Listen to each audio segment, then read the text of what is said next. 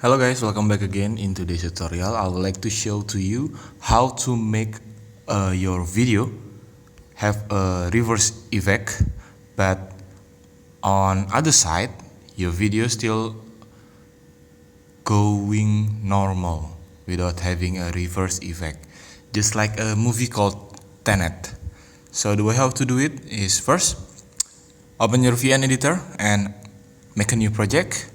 And I already prepared a video, this traffic video, and now you need to duplicate the video, and after that on the first video you need to click reverse button on the toolbar.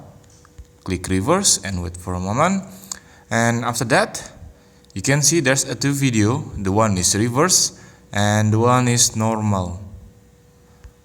And after you reverse it, click forward on the reverse video.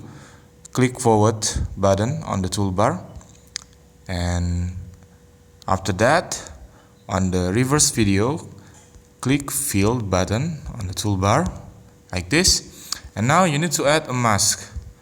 Click mask and click mirror mask, double tap on it, and then adjust the position onto vertical position like this, and move the mask whatever position that you want.